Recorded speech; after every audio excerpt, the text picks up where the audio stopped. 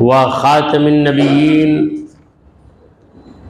سیدنا وشفیعنا وحبیبنا ومولانا محمد وعلى آلہ واصحابہ اجمعین، اما بعد فاعوذ باللہ من الشیطان الرجیم، بسم اللہ الرحمن الرحیم، ولا تؤمنوا الا لمن تبع دینکم قل ان الهدى هدى الله ان يؤتى احد مثل ما اوتيتم او يحاجوكم عند ربكم قل ان الفضل بيد الله يؤتيه من يشاء والله واسع عليم، صدق اللہ مولانا العظیم۔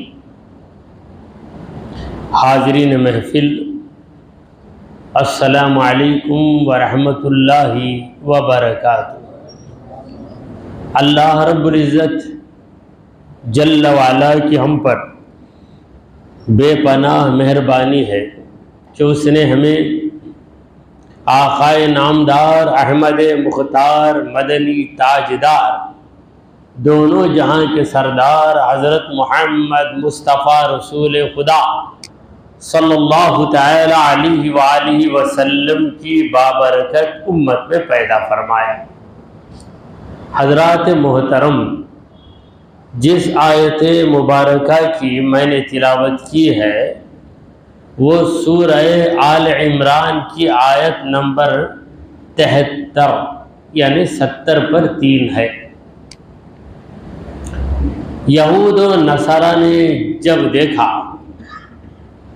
کہ اسلام پھیل رہا ہے، محمد رسول اللہ صلی اللہ علیہ وسلم کی سچائی لوگوں کے دلوں میں اتر رہی ہے اور حق کا مقابلہ کرنا ان کے بس کی بات نہیں، تو انہوں نے ایک چال چلی اسلام کو بدنام کرنے کے لیے کہ صبح مومن بن جاؤ، پھر جب شام آئے تو کفر کر دو اور کہو کہ ہم متعصب نہیں ہیں، ہمارے پاس تعصب نہیں ہے، ہم تو ایمان لائے تھے مگر گھس کر دیکھا تو اس میں کوئی سچائی نہیں، اس لیے ہم اس سے پلٹ گئے۔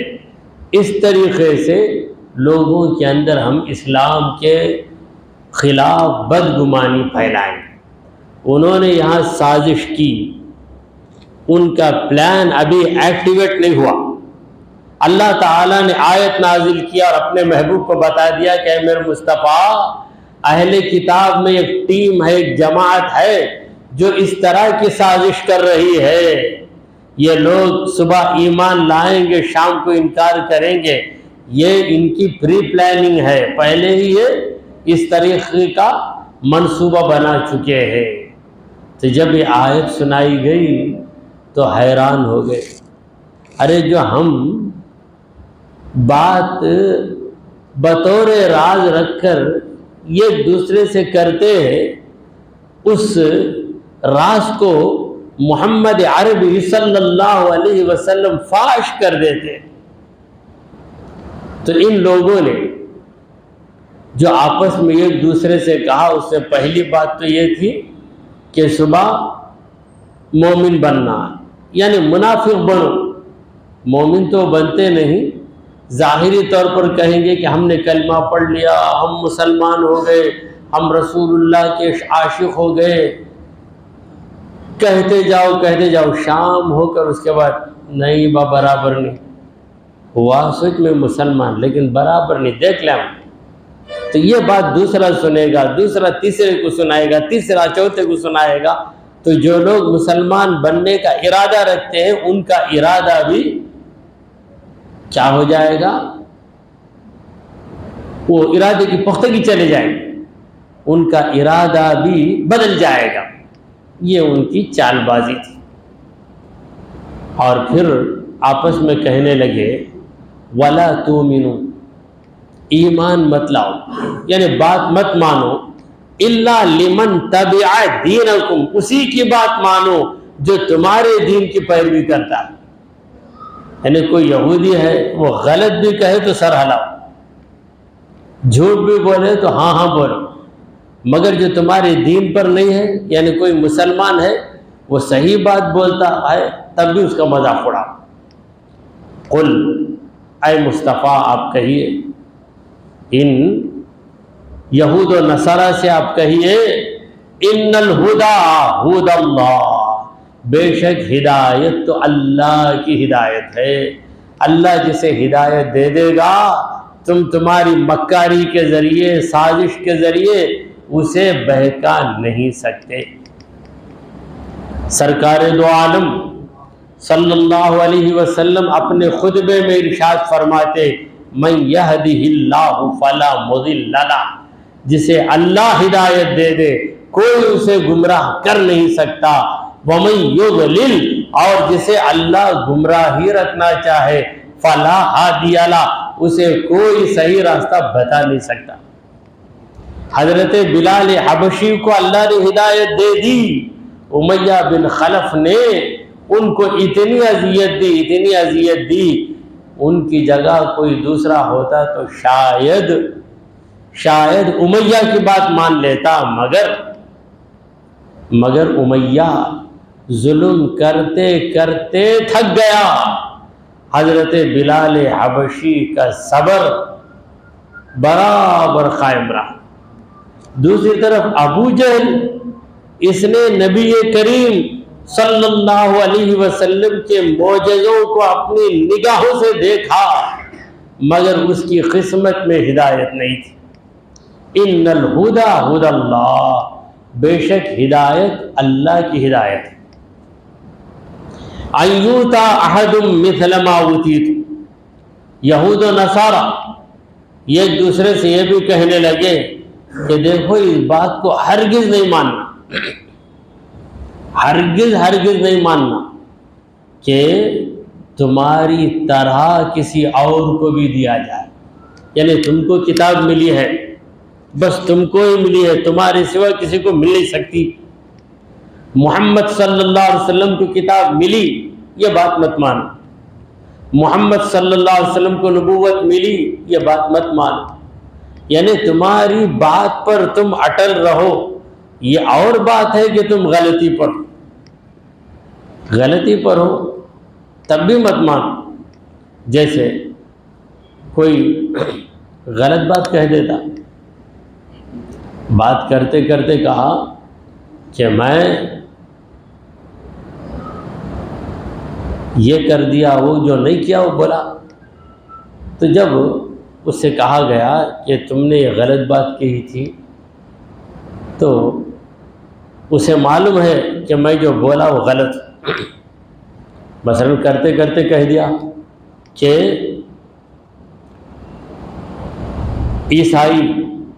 عیسائی لوگ موسیٰ علیہ السلام کو مانتے ہیں. منہ سے نکل گیا. اب جب اس سے بتایا گیا کہ تم نے عیسیٰ کی جگہ موسیٰ کا نام لیا، مانتا نہیں.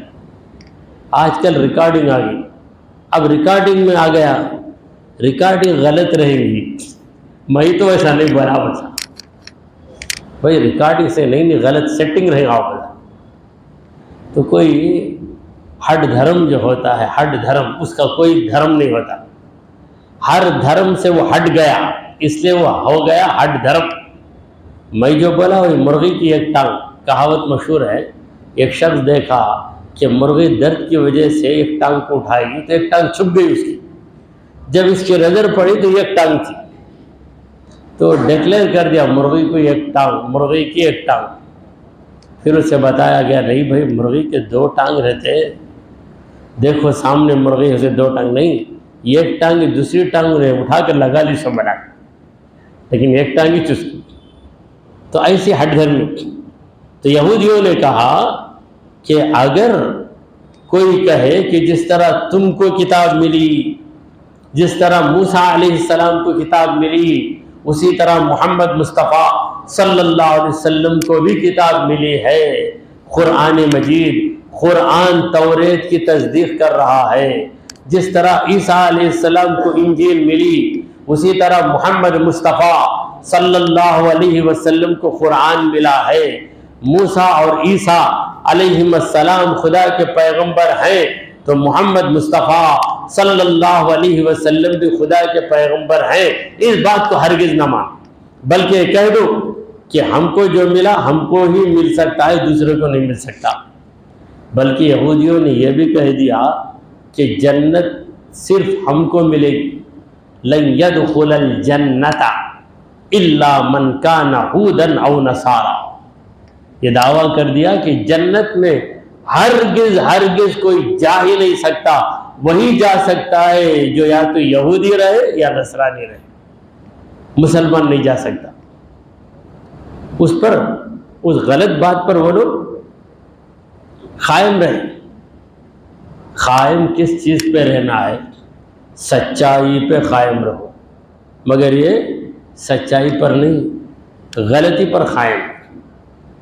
او یحاجوکم عند ربکم، اور یہ بات بھی مت مانو کہ مسلمان تمہارے رب کی بارگاہ میں آ کر تم سے بحث کریں گے تو غالب آ جائے، کیونکہ مسلمان کہیں گے کہ اہل کتاب جان بوجھ کر محمد مصطفیٰ صلی اللہ علیہ وسلم کا انکار کرتے ہیں، اور مسلمان یہ بھی کہہ سکتے ہیں کہ محمد مصطفیٰ صلی اللہ علیہ وسلم کی بعثت سے پہلے یہ لوگ خوشخبری دیتے تھے کہ خدا کے آخری پیغمبر آئیں گے، ان کے اندر یہ نشانیاں ہوں گی، یہ خصلتیں ہوں گی۔ جب آ گئے تب انہوں نے انکار کیا۔ فلما جاءہم ما عرفوا کفروا بہ، جب آ گئے ان کے پاس وہ جن کو وہ پہچانتے تھے، آنے کے بعد انکار کیا۔ کیوں؟ یہ تھی ایک وجہ، وہ یہودی قوم میں پیدا نہیں ہوئے یا نصرانی قوم میں پیدا نہیں ہوئے، اسی لیے ہم نہیں مانتے۔ قل، اے مصطفیٰ کہیے ان ظالموں سے جو نبوت کو خاندان میں قید کر رہے ہیں، اسی خاندان کا آدمی نبی بن سکتا ہے، اسی خاندان کے آدمی پر کتاب اتر سکتی ہے، یہ لوگ یہ جو کہہ رہے ہیں ان کا جواب دیجیے اے مصطفیٰ۔ قل، آپ بولیے، اللہ خود کہہ سکتا ہے، مگر اللہ اپنے نبی کی زبان سے کہلوا رہا ہے۔ قل، کہو اے نبی، ان الفضل، بے شک فضل جو ہے، بید اللہ، اللہ کے ہاتھ میں، تمہارے ہاتھ میں نہیں۔ اس کو علم والا بنانا، اس کو علم والا بنانا اللہ کے ہاتھ میں۔ کیا بھائی اس کا باپ کو ایک دم جاہل، شرابی، جواری، اس کا بچہ حافظ قرآن بن گیا، کیسا ہوگا؟ یہ کیسا ہو سکتا؟ اللہ چاہا تو ہو سکتا۔ اللہ تعالیٰ شیطان کے پیٹ میں ولی کو پیدا کر دیتا ہے۔ ویسے تو نبی کریم صلی اللہ علیہ وسلم کا خاندان بڑا مقدس خاندان، حضور کے والد عبداللہ، حضرت عبداللہ سے لے کر حضرت آدم علیہ السلام تک حضور کے جتنے باپ ہیں، ان باپوں میں کوئی بھی ایسا نہیں ہے جس نے زنا کیا یا شرک کیا یا کفر کیا۔ سب کے سب اللہ کو ماننے والے، اور سب کے سب زنا سے دور تھے۔ یہ حفاظت کی اللہ تعالیٰ نے حضور کے باپوں کی، حضور کی ماؤں کی، اور اس طرف حضور کے نانا کے باپ، ان کے باپ، ان کے باپ، پھر حضور کی ماں، ماں کی ماں، ماں کی ماں۔ تو جتنے بھی حضور کے اصول ہیں، حضور کے جتنے بھی جڑیں ہیں، انہیں عربی میں کہتے ہیں اصول۔ جتنے بھی اصول ہیں حضور کے، باپ کی جانب سے آدم علیہ السلام تک، ماں کی جانب سے آدم علیہ السلام تک، وہ باپ رہے یا ماں رہے، سب کے سب باطنی نجاست سے بھی پاک ہیں، ظاہری نجاست سے بھی پاک۔ ایسے مقدس خاندان میں نبی کریم صلی اللہ علیہ وسلم پیدا ہوئے، مگر اللہ نے انہیں یہودی قوم میں نہیں پیدا کیا، کیونکہ یہودی یہ نہ کہیں کہ ہمارے خاندان میں پیدا ہونے کی وجہ سے نبی بن گئے۔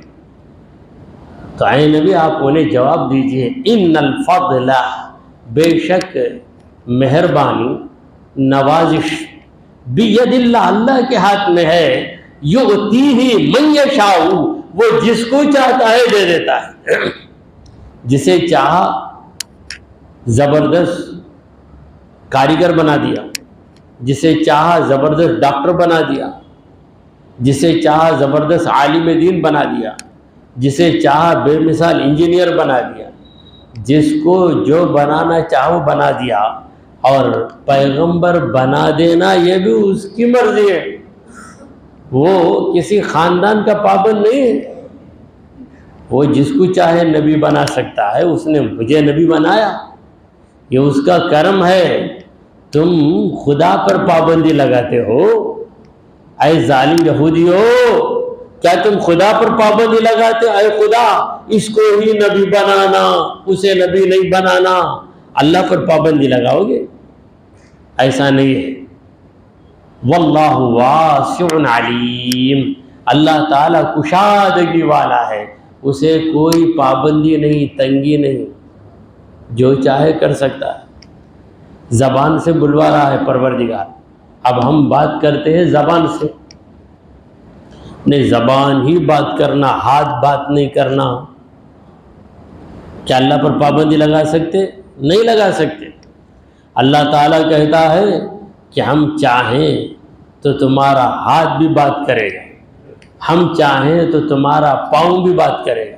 الیوم نختم علی افواہہم، قیامت کے دن ہم لوگوں کی زبانوں پر مہر لگا دیں گے، سب کے منہ بند ہو جائیں گے، منہ پر بندش پڑ جائے گی، بولنا چاہے گا نہیں بول سکے گا۔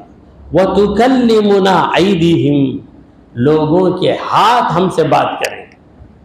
وَتَشْهَدُ أَرْجُلُهُمْ، لوگوں کے پیر گواہی دیں گے۔ ہاتھ بھی بات کرے گا، پاؤں بھی بات کرے گا، کیا اللہ کو پابندی ہے؟ اللہ چاہے تو زبان سے دکھائے، کان سے بلوائے، آنکھ سونگنے لگ جائے، ناک دیکھنے لگ جائے، اللہ چاہے تو کیا نہیں ہو سکتا؟ سب کچھ ہو سکتا ہے۔ اسے کسی خاص قانون کا ہم پابند نہیں بنا سکتے۔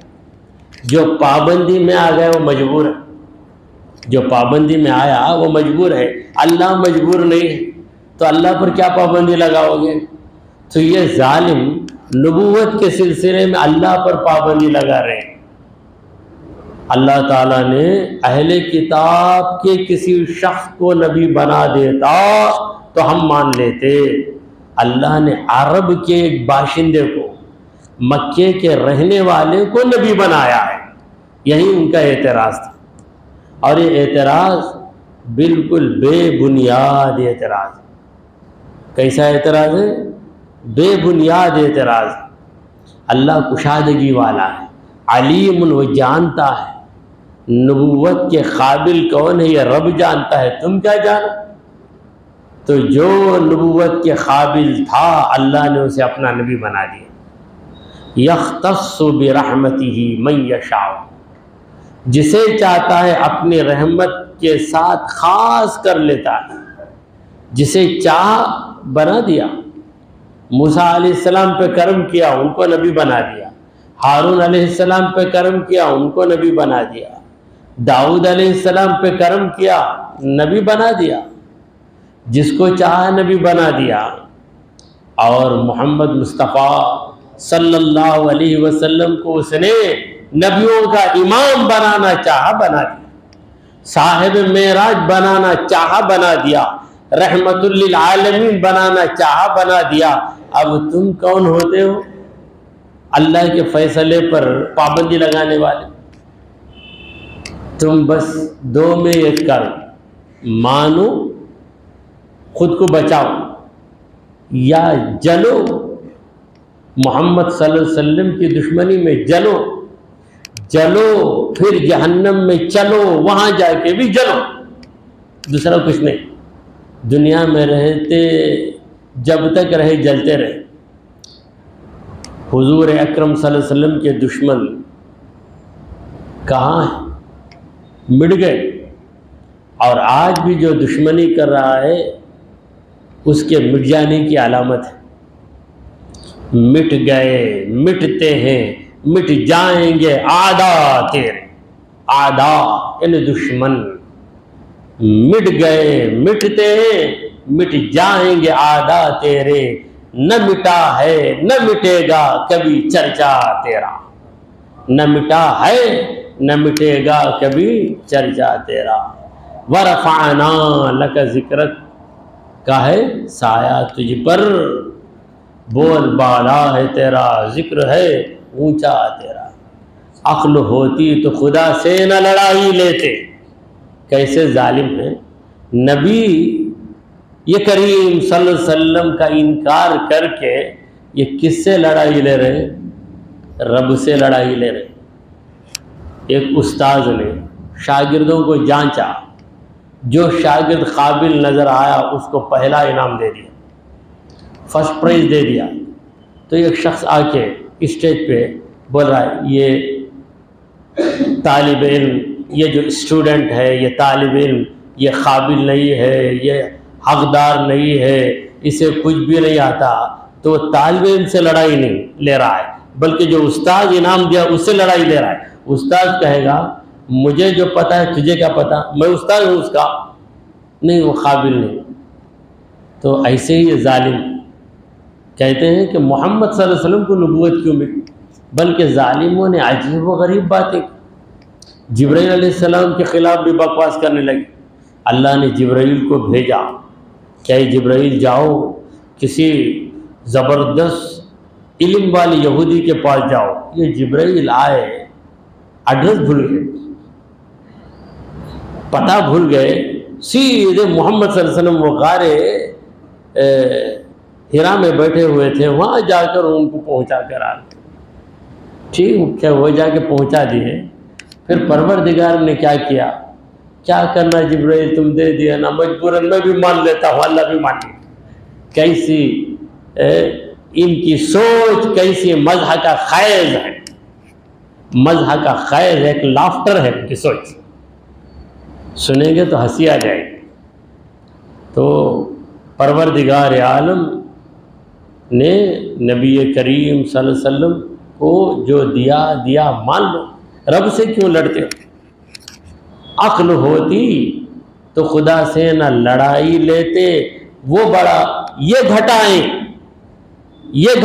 اسے منظور بڑھانا تیرا، یہ گھٹائیں تو گھٹائے سے کسی کے نہ گھٹا ہے نہ کٹے، تو گھٹائے سے کسی کے نہ گھٹا ہے نہ گھٹے، جب بڑھائے تجھے اللہ تعالی تیرا، جب بڑھائے تجھے اللہ تعالی تیرا۔ تو اللہ نے کہا کہ اے محبوب ان کو 1000 جواب دینے کی ضرورت نہیں، ایک ہی جواب ان سب کو لاجواب بنا دے گا۔ وہ جواب کیا ہے؟ ان الفضل بید اللہ، بے شک فضل و کرم اللہ کے ہاتھ میں ہے، جس پہ چاہے اپنے فضل کو اتار دو۔ اگر نہیں سمجھتے تو ذرا وضاحت کر دو، ذرا ایکسپلین کر دو۔ کیسے وضاحت کرو؟ کہو یؤتیہ من یشاء، اللہ جسے چاہتا ہے اسے نواز دیتا ہے۔ اب بھی نہیں سمجھتے تو اور سمجھاؤ، واللہ واسع علیم، اللہ کشادگی والا ہے، تنگی والا نہیں ہے، علیم وہ جانتا ہے کون قابل ہے کون ناقابل ہے۔ ابھی نہیں سمجھے تو اور جواب دو، یختص برحمتہ من یشاء، اللہ جسے چاہتا ہے اپنی رحمت کے ساتھ خاص کر لیتا ہے۔ اب بھی نہیں سمجھتے تو اور ایک جملہ کہہ دو، واللہ ذو الفضل العظیم، اللہ تو بڑے فضل والا ہے، اس کا فضل اتنا چھوٹا نہیں کہ یہودی پہ جا کے رک جائے یا نصرانی پہ جا کے رک جائے، اس کا فضل تو بہت بڑا ہے۔ ومن، تو آیت ختم ہو گئی، دوسری آیت شروع ہو رہی، ومن اہل الکتاب، اہل کتاب میں چند لوگ ایسے بھی ہیں، ومن اہل الکتاب، امانگ دا اہل کتاب، اہل کتاب یہ نام دو جماعتوں کے لیے، یہودیوں کے لیے اور نصرانیوں کے لیے۔ پروردگار عالم کی حکمت دیکھیے، اللہ چاہتا تو کہتا وَمِنَ الْيَهُودِ وَالنَّصَارَى، یہود و نصارہ میں، لیکن رب نے کہا وَمِنْ أَهْلِ الْكِتَابِ، اہل کتاب، یعنی اللہ تعالیٰ ان کی توجہ ان کی کتاب کی طرف کر رہا ہے۔ ذرا تمہاری کتاب پڑھ لو، محمد کی حقیقت تمہیں نظر آ جائے۔ تمہاری ہی کتاب میں نے مصطفیٰ کی شان لکھی ہے، تو تمہاری کتاب صحیح طریقے سے پڑھنا تمہارے مقدر میں نہیں۔ نعمت مل گئی، اب اسے کس طرح حاصل کرنا یہ نہیں معلوم۔ جیسے ایک شخص جو کبھی ماؤس کو نہیں دیکھا، ماؤس کو بھی نہیں دیکھا، پھنس کو بھی نہیں دیکھا، اس کے سامنے موز بھی ہے، پھنس بھی ہے اور دوسرے پھل بھی ہے، تو ہمیشہ بناوٹی چیزیں کھانے والا۔ موز کا جو پیسٹ بن کر آتا وہ پانی میں ملا کے پینے والا، اسے کیا معلوم، آ کے بیٹھا۔ اب یہاں کا آدمی انڈیا کا اس سے بولا کھاؤ بھائی، کئی سا پھل کھانا نہیں معلوم، پریشان۔ تو اس نے پہلے موز کو اٹھایا، موز کو اٹھا کر چھل کر اندر سے مغز کو نکال کے منہ میں رکھ لیا۔ ہاں معلوم ہو گیا اسے، ایک آئیڈیا آ گیا ایسا کھانا ہے۔ پھر کہا کھاؤ نا بھائی، تو اچھا میں کھا لیتا ہوں۔ پہلے پھنس کو اٹھایا، چھلا، چھل کر کیا کیا، پھینک دیا پھنس کے اوپر کی چھلکا سمجھ کر، اندر جو بیج ہے اسے منہ میں رکھ کے دبایا، تو ہوگا کیا؟ تو اللہ نعمت دے، نعمت کو استعمال کرنے کا طریقہ بھی بتا دے، یہ ضروری ہے۔ ورنہ پانی ہے، پانی پینا نہیں آیا تو کیا کرے؟ کوئی بچہ ایسا ہوتا ہے، بچے کو اللہ عقل دیتا ہے، لہذا بچہ فوراً دودھ پینے کے لیے جب اس کا منہ بڑھاتے ہیں تو چوسنے لگ جاتا ہے۔ کسی بچے کو چوسنا بھی نہیں آتا، تو ماں دودھ کو نکال کر اس کے حلق میں ٹپکاتی ہے۔ کہیں ایسا ہوتا ہے، یہ بتانے کے لیے کہ بچہ تو یہ نہیں جانتا، یہ ہماری مہربانی ہے کہ ہم بچے کے ذہن میں بات ڈال دیتے ہیں کہ اس طرح چوس لیتے، نہیں تو بچہ کیا کرے؟ اللہ تعالیٰ اگر نہ بتائے تو بڑے ہڑبڑے ہو جائیں گے، کچھ نہیں کر سکیں گے۔ تو اہل کتاب، ومن اہل کتاب، اہل کتاب میں ایسے لوگ بھی، من ان تأمنہ بقنطار، اگر تم ان کے پاس بطور امانت رکھ دو، قنطار ڈھیر سارا سونا چاندی دے دو، پھر طلب کرو یؤدیہ الیہ، وہ ضرور ادا کر دیں۔ یعنی اہل کتاب میں امانت دار لوگ بھی ہیں۔ بعض لوگ چھوٹی موٹی رقم برابر ادا کر دیتے، بڑی رقم دیکھتے ہیں تو نظر پلٹ جاتی، بھائی ہزاروں روپے اس میں 200-300 میں مار لیا تو کیا معلوم ہونے جاتا۔ 100 روپے 200 روپے ہے تو برابر دینا، کیونکہ لینے والے کے پاس بھی حساب ہے۔ ہزاروں کی رقم آگے گر رہی ہے، کلیکشن ہوا، ہزاروں کی رقم آئی، اب ادا کرنا 50,000 ہوئے، 40,000 ہی تھو اب بول کے دے دیے تو کیا ہونے جاتا۔ ایسی سوچ والے لوگ بھی ہیں، اور ایسی سوچ والے بھی ہیں کہ کتنا بھی آ جائے اور ان کو کتنی بھی ضرورت رہے، اپنی ضرورت کی پرواہ کیے بغیر امانت کو جوں کی توں ادا کر دیتے ہیں۔ تو اہل کتاب میں ایسے لوگ بھی ہیں کہ اگر آپ ان پہ بھروسہ کرو، من ان تأمنہ بقنطار، اگر ڈھیر ساری چیزیں دے دو، ڈھیر سارے زیورات ان کے پاس دے دو، ان پہ بھروسہ کرو اور کہو کہ اتنے دن رکھ کر مجھے ادا کر دو، یؤدیہ الیک، وہ برابر ادا کر دے گا۔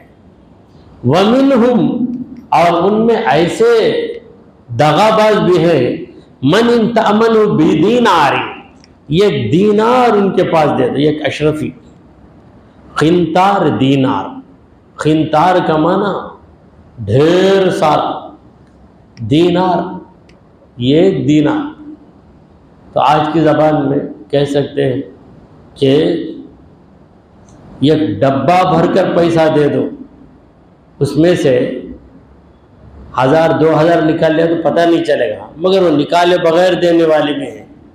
اور کسی کو 100 روپے دے کر پھر اس سے پوچھو تو کہے گا کہ نہیں دیے نا آپ، کیا بات دیتا ہوں ٹال مٹال کرے گا۔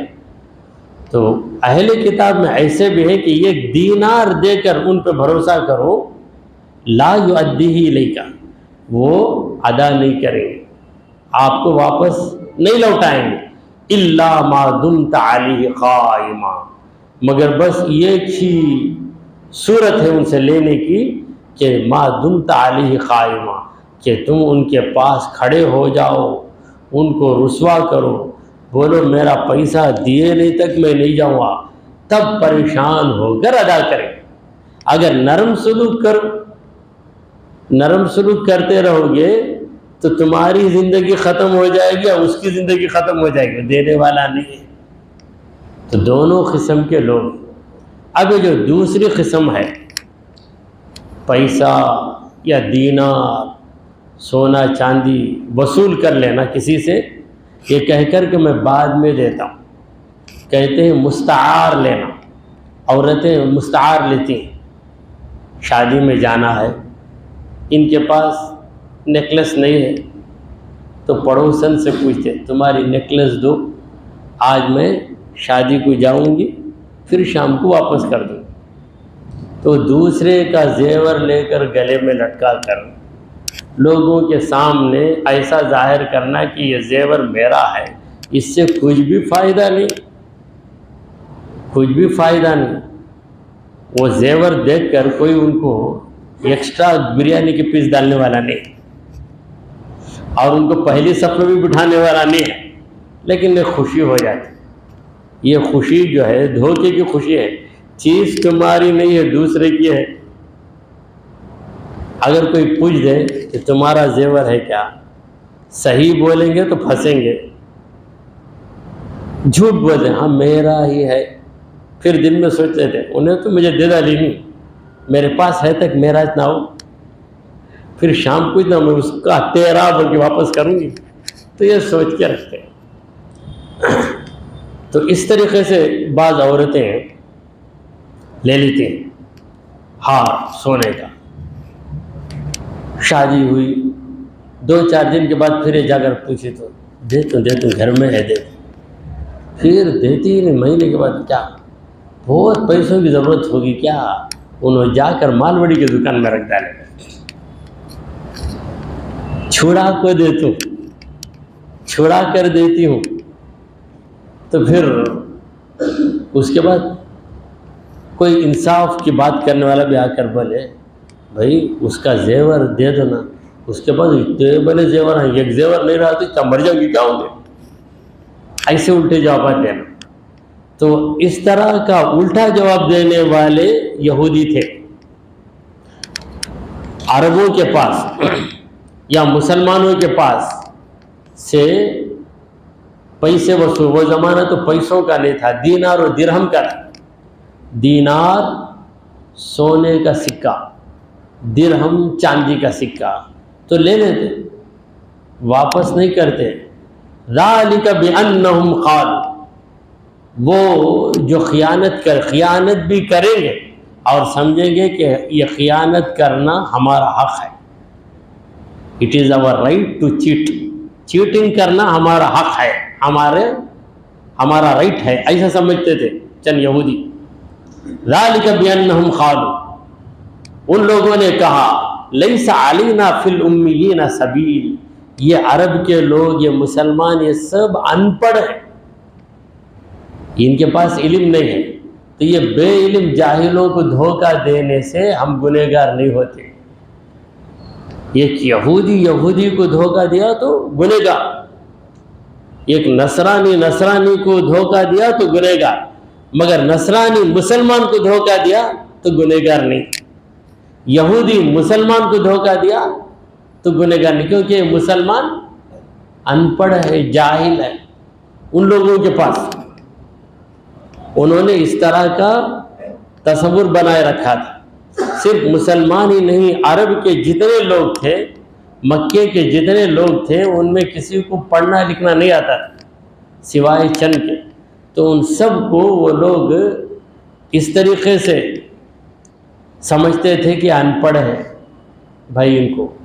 جیسے بعض مسلمان بڑا پردہ کرے، کس سے؟ مسلمانوں سے، بہت اچھی بات ہے، لیکن غیر قوم کے سامنے نکل جاتے، مانگو سار بول کے نکل جاتے۔ بھائی مسلمان سے پردہ کرتے تو اچھی بات ہے، ایک غیر مسلم ہے اس سے ارے دھیڑا جھاڑا ایک ہی بھائی بولتے، وہاں پر کیا کہاوت بولتے؟ دھیڑا جھاڑا ایک، جھاڑ نہیں ہوئے، وہ بھی انسان۔ مسلمان کے دل میں تو خدا کا خوف ہوگا، اس کے دل میں کہاں ہے؟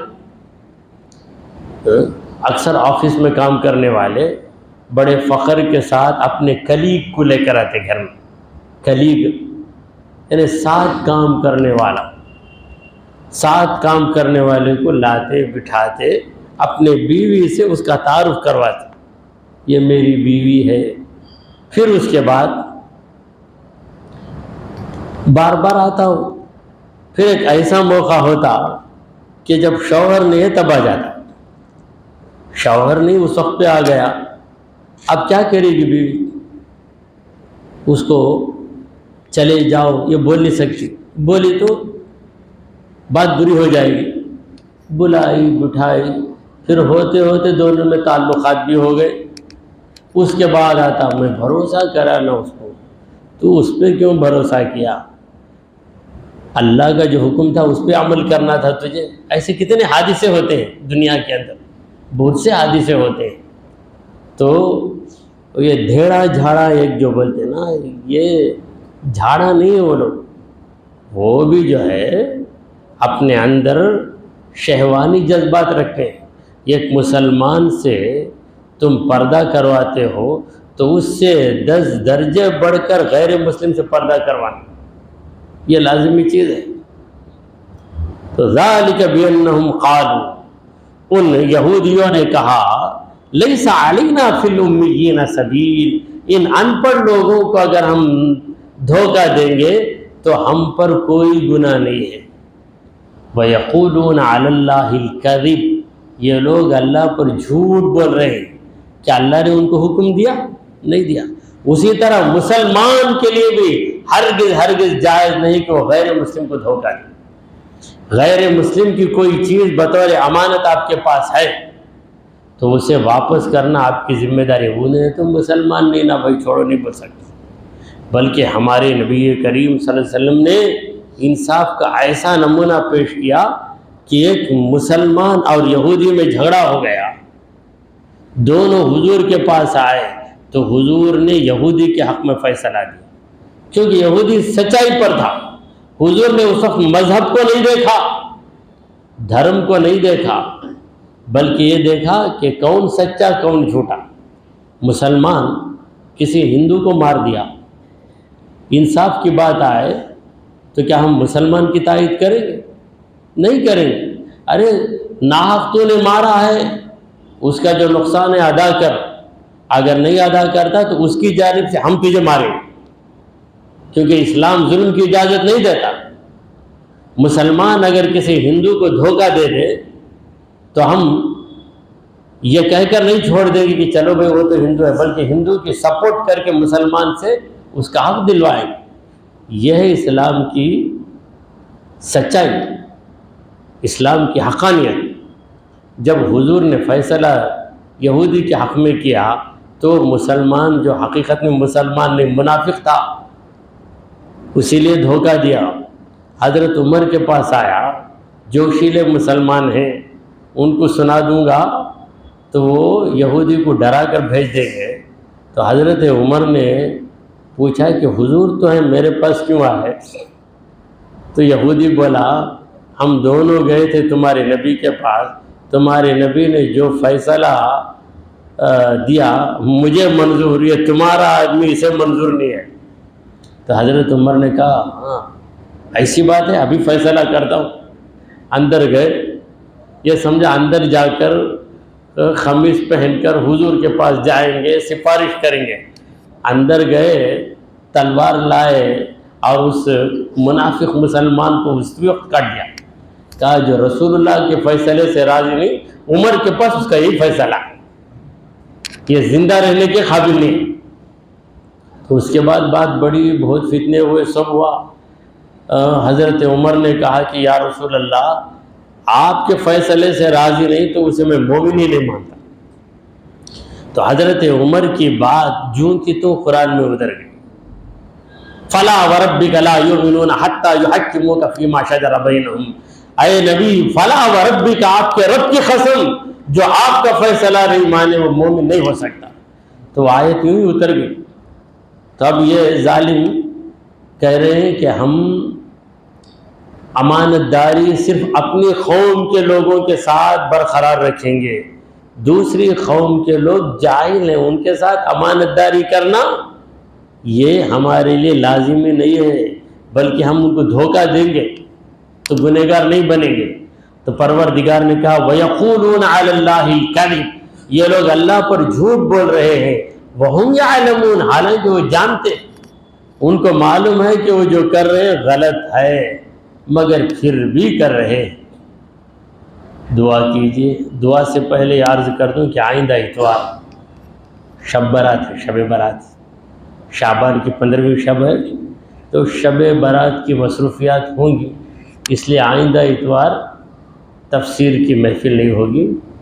آئندہ اتوار کے بعد والا جو اتوار ہے انشاءاللہ تعالی یعنی 3 مارچ کو انشاءاللہ العزیز قرآن مجید کی تفسیر ہوگی۔ دعا کیجئے کہ پروردگارا ہم نے جو کچھ کہا اور سنا اسے قبول فرما لے۔ اے اللہ ہمارے گناہوں کو معاف فرما، ہماری خطاؤں کو درگزر کر دے۔ اے رب کریم ہمارے اندر امانت داری، دیانت داری قائم رکھ۔ اے پروردگار ہم نہ کسی کو دھوکہ دیں اور نہ کسی کے دھوکے میں آئیں، ایسی ہماری حفاظت فرما۔ وصلی اللہ تعالی علی خیر خلقہ سیدنا و مولانا محمد وعلی آلہ واصحابہ اجمعین۔